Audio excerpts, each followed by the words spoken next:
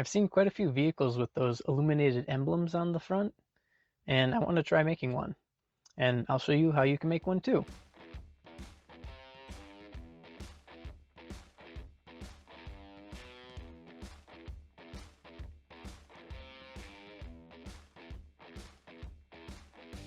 So these are the materials and tools that I used.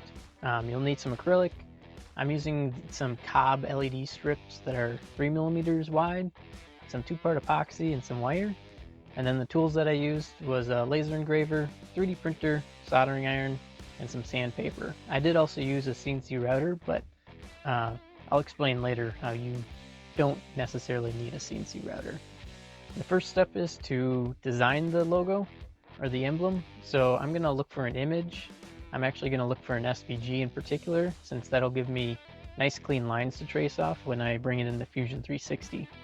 Once in Fusion 360, you can head up to the top right corner under Insert. I'm going to choose Insert SVG, but if you chose just a picture to trace off of, you can choose Canvas to insert into an NP sketch. From here, you can scale, rotate, or move your image to wherever you need to.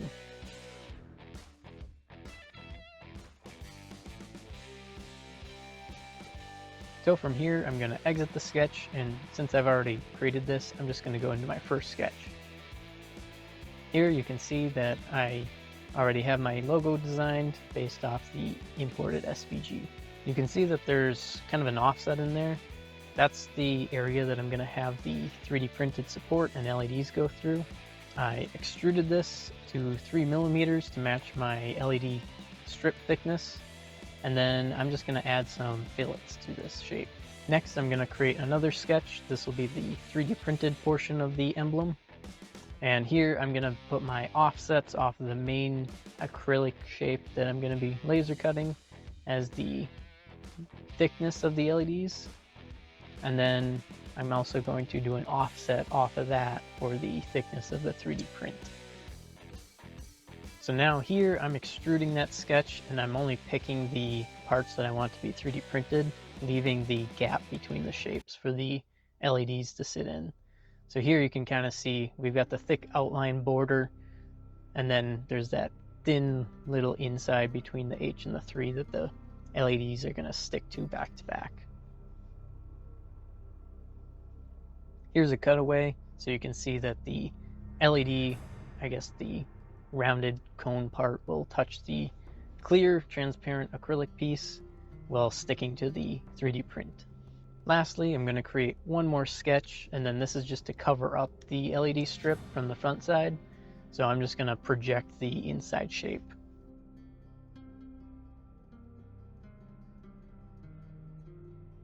So here's the outside shape then. This is just to cover up the LEDs from the front side. I did have to create this as a new body. It didn't like the line-on-line corner edge case. Then I did add 2 cuts in the 3D printed part. The thin cut is where I'm actually going to connect the LEDs back to back so that they can be powered off of each other without having to run 2 wires between the 2 loops. And then the cut on the outer edge is where I'm going to put my input power. Here's where I'm going to do something a little bit different. I took apart an LCD monitor, figuring that they're designed to evenly illuminate the whole back panel. And inside there's a couple films, but then you're left with this 1/4 inch acrylic piece that has a bunch of little dots to, I think, reflect or disperse the light evenly as it's illuminated from the edge. Since this is a 1/4 inch and my LEDs are 3mm thick, I'm going to use my CNC router to thin down the side that doesn't have the dots so that I can keep the dotted side to help diffuse and disperse the light evenly. Next, I'm going to give it a quick sanding so that the top surface has a frosted finish to, again, help diffuse the light more evenly. And here we're ready to cut out on the laser.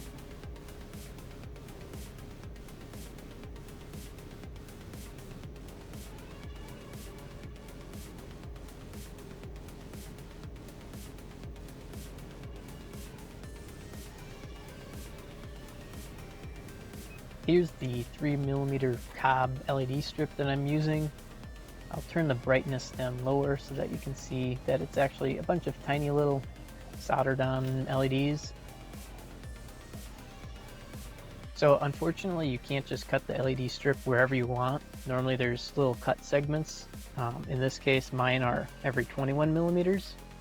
So in order to have the emblem illuminated fully, I need to try to get the loop that the LEDs stick to be divisible by 21, so that I either don't have a dark spot or I don't have leftover LEDs that don't fit. So the measure tool in Fusion 360, you can select all your inner loops one by one and it adds it up. The fastest way that I found in Fusion 360 is to go to construct and then choose point along path.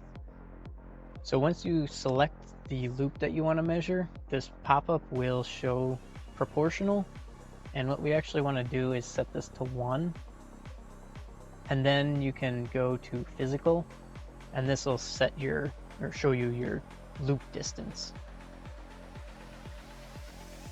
So let's say, for example, here, if my loop is too small, I can go back to my original sketch, maybe make the shape longer by entering in maybe 10 more millimeters. Then I can go back and use this construction point along path, and as you can see, then the distance has changed. So this is kind of a guess and check type method a little bit, depending on what your emblem looks like. Something I'll mention that I actually ran into was I would not recommend making your loop length the same exact length as your LEDs, just because if you have sharp corners like my design does, I had issues trying to get the LED strips fully seated. So this actually added to the length since I wasn't able to fully seat them. So give yourself maybe 5-10 millimeters of extra space if you've got quite a few tight corners, just so that you don't run into the same issue I did. Here I'm tinning the ends and where I was gonna solder the power wires.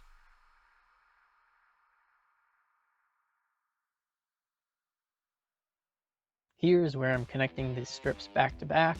I'm actually going to solder them.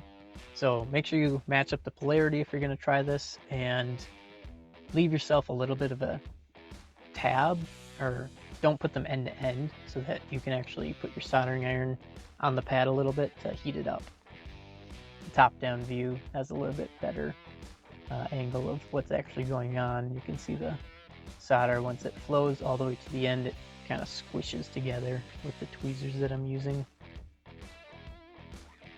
I'm just going to hook this up to 12 volts quick just to make sure that my solder joint is good.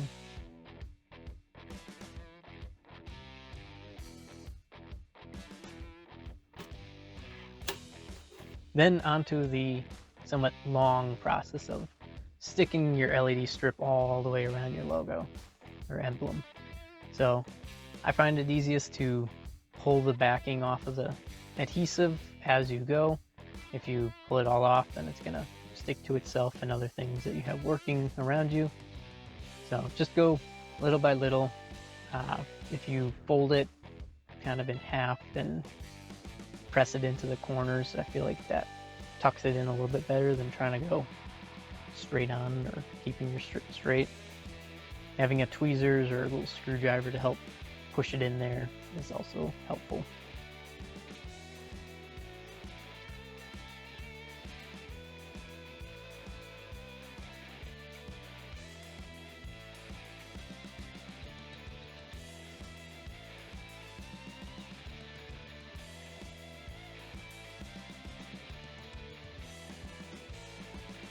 Then here's at the end where I mentioned that I designed mine to be exactly the same length. I'm just going to cut half of the silicone coating on the end of it so that it'll lay a little bit flatter. Here I'm going to measure out some 2-part epoxy. I would not recommend using the stuff that I have. This is meant for deep pours, so it takes, I think, 48 hours to fully cure. You can use stuff that's much faster than this. This is just what I had on hand. I'm just going to use a nail with some painter's tape on a drill to mix this up to make it easier.